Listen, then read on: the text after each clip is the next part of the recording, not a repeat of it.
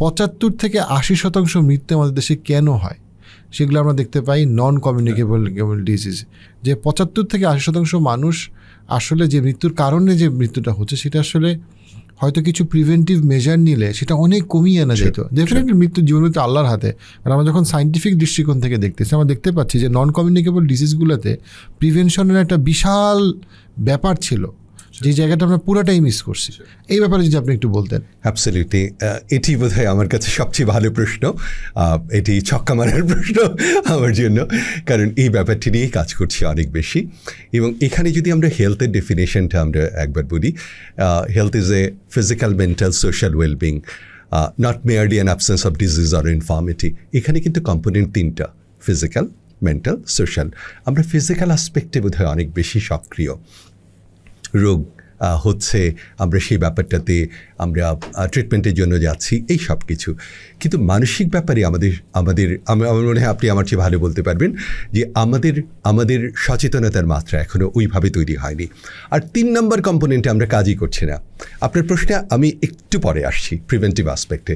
আমি যদি একটু ভিন্নভাবে চিন্তা করি যে আপনি মানুষকে কষ্ট দিচ্ছেন, আপনি মানুষের মনে ব্যথা দিচ্ছেন, আপনি কি হেলদি থাকতে পারবেন? আপনি বাবা মাকে তার প্রাপ্য সম্মান দিচ্ছেন না, আত্মীয় স্বজনের সদ্ভাব রাখছেন না, আত্মীয় স্বজনের হক আদায় করছেন না, আপনি কি হেলদি থাকতে পারবেন? আপনি কোনো সামাজিক কর্মকাণ্ডে জড়িত না, আপনি ইঁদুর দৌড়ে জড়িত, কীভাবে বড়লোক হতে পারেন, কীভাবে অনেক টাকা কামাতে পারেন, কীভাবে বাড়ি গাড়ি হতে পারে, আপনি কি হেলদি থাকবেন? হেলদি হবেন? আমার মনে হয় না হবেন।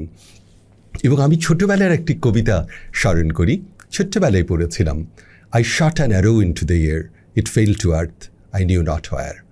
I sang a song into the air, it fell to earth, I knew not where. Long, long after rivers in an oak, I found the arrow still unbroke. And the song from beginning to end, I found again in the heart of a friend. আপনি ভালো কাজ করুন, ভালো কাজ আপনি আপনার কাছে back করবে। আর আপনি খারাপ কাজ করুন, তীরবিদ্ধ করুন কাউকে, কষ্ট দিন কাউকে, সেটি ব্যাক করবে। আমি এই সোশ্যাল কম্পোনেন্টে অনেক বেশি কাজ করতে চাই এবং এটি আমি প্রমোট করতে চাই প্রিভেন্টিভ অ্যাসপেক্টের পাশাপাশি। তার মানে হলো আপনি আপনার সামাজিক হেলথের ব্যাপারে একটুখানি সচেতন হন। আপনি আপনার আত্মীয় স্বজনকে কতখানি সময় দিচ্ছেন, বাবা মাকে শ্রদ্ধা করছেন কিনা, সম্মান করছেন কিনা, বাবা মার এক্সট্রা যে মেডিকেল কেয়ার সেগুলির ব্যাপারে আপনি সচেতন কিনা যখন তাদের বয়স হয়ে যায়। তারপর বাবা মায়ের সাথে যে আত্মীয় স্বজনগুলি, সে আত্মীয় স্বজনের খোঁজ খবর রাখছেন কিনা, কাউকে কষ্ট দিচ্ছেন কিনা। মোস্ট ইম্পর্টেন্টলি আপনি কটি সামাজিক কাজ করছেন, প্রতিদিন আপনি একজন মানুষকে উপকার করতে পারছেন কিনা। আপনার কথা দিয়ে হতে পারে, আপনার সোশ্যাল স্মাইল দিয়ে হতে পারে, আপনি কাউকে পথ দেখিয়ে হতে পারে, আপনি একজনকে রাস্তা পার করার দায়িত্ব নিয়ে হতে পারে।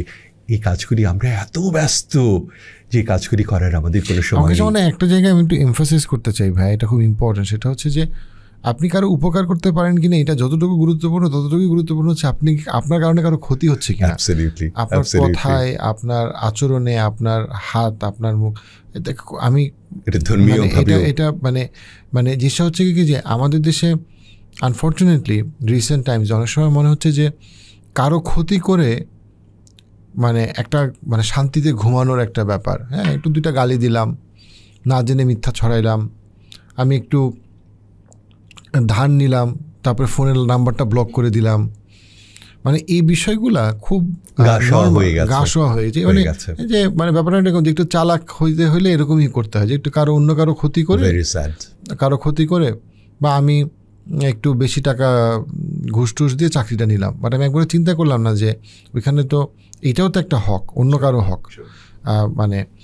তো এই জিনিসগুলা এত সমাজে শুয়ে যাচ্ছে, সাধারণ মানুষের মধ্যে এমনভাবে, এটা আমার কাছে মনে হয় যে এটা সোশ্যাল আনরেস্টের, বা যেটা হচ্ছে কি আপনার সোশ্যাল ওয়েলবিংয়ের অপোজিটটা হবে সোশ্যাল আনরেস্ট। একদম, সেটা অনেক ভয়ঙ্কর অবস্থা। True, you absolutely right. একদম যে কথাগুলি আমার লাস্টে বলার ছিল আপনি বলে দিয়েছেন। সরি, না, ইটস ফাইন। আমার কাজটাই সহজ হয়ে গেছে। আমি এবার প্রিভেন্টিভ অ্যাসপেক্টে চলে আসতে পারবো। আমি ওই জায়গায় মনে করি যে আমরা সামাজিক হেলথ নিয়ে, সামাজিক স্বাস্থ্য নিয়ে আরও বেশি কাজ করব। তাহলে আমাদের যে ব্যাপারটি ঘটবে, আমাদের ওভারঅল যে হেলথ, সেটি ইমপ্রুভ করবে। আমাদের ফিজিক্যাল, মেন্টাল, সোশ্যাল এই 3টা কম্পোনেন্টই আমরা ভালো একজন হেলদি মানুষ হিসেবে সমাজে উপস্থাপিত হতে পারবো।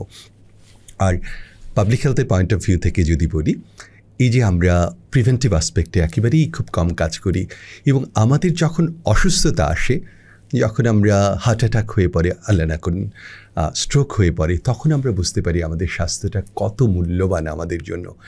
তখন কি পরিমাণ টাকা চলে যায়, শুধু তাই না, পরিবারের অন্য মানুষগুলোর যার পরিবারে ক্যান্সার হয়েছে কোনো সোশ্যাল লাইফ থাকে না, যার পরিবারে হার্ট অ্যাটাক কিংবা স্ট্রোকের পেশেন্ট আছে তাদেরও সোশ্যাল লাইফ অনেকখানি হ্যাম্পার্ড হয়। তখন মানুষ বুঝতে পারে যে ইস, আমি যদি এই কাজগুলি আগে থেকে করতাম, আমি যদি একটু হাঁটাহাঁটি করতাম আগে থেকে, তাহলে এই নন কমিউনিকেবল ডিজিজগুলো, যেগুলো almost 80% cause of our death, আমি ডিজিজগুলোর নাম বলি আবারও, সেটি হলো কার্ডিওভাস্কুলার ডিজিজ, হার্ট অ্যাটাকের মতো বা স্ট্রোকের মতো, hypertension, obesity, types of cancer, COPD, diabetes, this are all non communicable disease. এবং এগুলির আমরা হয়ে গেলে আমরা অনেক সাফার করি, এমনকি মৃত্যু পর্যন্ত। আর না হবার জন্য আমরা সিম্পল কোনো টাকা পয়সা দরকার নাই। আপনি একটু হাঁটুন, আপনি একটু ব্রিস্ক ওয়াক করুন, আপনি হাঁটতে ইচ্ছে করছেন, একটু জগিং করুন, একটু খেলাধুলা করুন, দেখবেন আপনার ভালো লাগবে। ভালো লাগার পাশাপাশি শরীর মন চাঙ্গা থাকবে, রোগ প্রতিরোধ ক্ষমতা বাড়বে, আপনি নন কমিউনিকেবল ডিজিজ প্রিভেন্ট করতে পারবেন, মুড সুইং প্রিভেন্ট করতে পারবেন, আপনার স্ট্যামিনা বাড়বে, টেনশন অ্যাংজাইটি কমবে। এই সব কিছুর প্যাকেজ আমি 101টা বলতে পারবো, কিন্তু আপনি সিলেক্ট করুন যে আপনি কী কারণে ফিজিক্যাল অ্যাক্টিভিটি করবেন। আমি এই প্রসঙ্গে আমি বোধহয় একটু কথা অ্যাড করতে চাই যে আমরা যারা পাবলিক হেলথের পয়েন্ট অফ ভিউ থেকে কাজ করতে চাই, আমরা কিন্তু ডেটার অনেক বেশি স্বল্পতা দেখতে পাই। আমাদের বাংলাদেশের রিসার্চ এমনিতেই কম হয়, সব সাবজেক্টে, মেডিকেল সেক্টরে রিসার্চ অনেক কম, যার ফলে ডেটা অ্যাভেইলেবল না। কীরকম ডেটা? ধরেন হাইপারটেনশন নিয়ে আপনি কাজ করবেন। হাইপারটেনশনে অ্যাডাল্ট পপুলেশনে বাংলাদেশের 30% is suffering from hypertension, around 30%, গ্রামে একটু কম, শহরে একটু বেশি। সো এই 30%-এর 50% মানে 15% তারা তাদের ব্লাড প্রেশারকে কন্ট্রোলের মধ্যে রেখেছে, ওষুধ খেয়ে, ফুড হ্যাবিট কন্ট্রোল করে, কিংবা ফিজিক্যাল অ্যাক্টিভিটি করে, এবং সেই সাথে অন্যান্য ব্যবস্থা নিয়ে। কিন্তু বাদ বাকি 15%, তার মানে হলো একটা হিউজ পপুলেশন, প্রায় 1 কোটি মানুষের হাইপারটেনশন আছে, and they are careless about hypertension, অথবা তারা জানেই না, অ্যাজ বিকজ এর সিমটমগুলি নন স্পেসিফিক। একটুখানি ঘাড়ে ব্যথা হয়, একটুখানি মাথা ঝিমকো ধরে থাকে, অথবা মাথা ব্যথা হয়। সো পেশেন্ট ইগনোর করে, এবং যার ফলে সে যখন ডাক্তারের কাছে যায় অলমোস্ট এন্ড অর্গান ড্যামেজ করে ফেলে। হয় তার স্ট্রোক হয়েছে, অথবা রেনাল ফেলিওর হয়েছে, অথবা কার্ডিয়াক কোনো প্রবলেম হয়েছে। সো আমার বক্তব্য হলো যে এই মানুষগুলো, এই 1 কোটি মানুষ কেন ইগনোরেন্ট? এই 1 কোটি মানুষ কেন নিজের হাইপারটেনশন সম্পর্কে সচেতন না? কেন ব্লাড প্রেশার মনিটর করে না?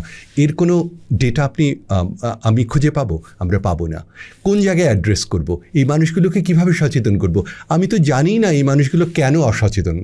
এই মানুষগুলো কি মিডিয়ার সংস্পর্শে আসে না, নাকি এই মানুষগুলোর কাছে আমরা যে কমিউনিকেশন ম্যাটেরিয়ালগুলো থ্রো করি সেই কমিউনিকেশন ম্যাটেরিয়ালগুলো পৌঁছায় না, নাকি এই মানুষগুলো এরকমই যে কোনো কিছু গ্রহণ করবে না? আসলে প্রবলেমটা কোথায়? আমি হাঁটাহাঁটি নিয়ে কাজ করতে গেলেও একই সমস্যার সম্মুখীন হই। আমি দেখি বিশ্ববিদ্যালয় পর্যায়ে, কলেজ পর্যায়ে 10% বাচ্চাও ফিজিক্যাল অ্যাক্টিভিটি করে না।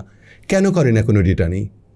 আমি দেখি পাশে পার্ক আছে, রমনা পার্কের আশেপাশে মাত্র 20% বাসা থেকে মানুষ হাঁটতে আসে, আর 80% মানুষ কেন হাঁটে না রমনা পার্কের পাশে বসবাস করেও? কোনো ডেটা নেই। এল্ডারলি এইজে আপনি যদি 60+ কথা বলেন, মিডল এইজে 40 to 60 কথা বলেন, এই মানুষদের জন্য হাঁটা অত্যন্ত জরুরি, তাদের প্রিভেন্টিভ অ্যাসপেক্টে, এই এনসিডি প্রিভেনশনের জন্য। এই মানুষগুলি কেন হাঁটছে না তার কোনো ডেটা নেই। এই মানুষগুলির ভেতরে অনলি 20% হাঁটে, 80% হাঁটে না। সো আমাদের ডেটা ক্রিয়েট করতে হবে, আমাদেরকে আরও রিসার্চ করতে হবে। এই জায়গাতে আমাদের মেডিকেল সায়েন্স, টোটাল মেডিকেল সেক্টরটা পিছিয়ে রয়েছে। ওয়ার্ল্ড লেভেলে যদি চিন্তা করি, অন্য জায়গায়, অন্য সেক্টরে আমাদের যে পিছিয়ে থাকা, এই সেক্টরে আমাদের পিছিয়ে থাকা অনেক বেশি, এবং এটা হার্ট করছে আমাদেরকে। যদি আমাদের জিডিপি কিন্তু অনেক গ্রো করছে গত 20 বছরে, সংখ্যার দিক থেকে আমাদের ইনফ্রাস্ট্রাকচার অনেক বিল্ড হয়েছে, উঁচু উঁচু বিল্ডিং, আপনার এক্সপ্রেসওয়ে থেকে শুরু করে পদ্মা সেতু, কিন্তু দিনের শেষে পদ্মা সেতু দিয়ে যে মানুষগুলো যাচ্ছে সে সুস্থ নাই বা অসুস্থতার পথে, ওই জায়গাটায় আমরা আসলে অনেক পিছিয়ে। Very nicely said, very nicely said. তো সেই জায়গাটাতে আমার কাছে মনে হয় যে আপনি আসলে পৃথিবীর যে কোনো হাসপাতালে ডায়াবেটিস নিয়ে যান, হাইপার টেনশন নিয়ে যান, আপনি কিন্তু অলরেডি অসুস্থ। সো আমরা যারা সাধারণ মানুষ, সাধারণ রোগী, আমাদের আসলে চিন্তা করতে হবে যে আসলে এই নন কমিউনিকেবল ডিজিজ, যেটা আমাদের 75 to 80% ক্ষেত্রে আমাদের মৃত্যুর কারণ হচ্ছে, সেখানে আসলে আমাদের ওই অসুস্থতাটাই হয়তো আমি কিছু একটা করতে পারতাম। আমার খাদ্যাভ্যাস, আমি কী খাচ্ছি, আমি চলাফেরা করতেছি কিনা, আমার ফিজিক্যাল অ্যাক্টিভিটি নিয়ে আমি কতটুকু ওয়ারিড বা কতটুকু চিন্তিত। এই ভিডিও ক্লিপসগুলো যদি আপনি মিস করতে না চান, পার্সপেক্টিভ ক্লিপসে সাবস্ক্রাইব করুন।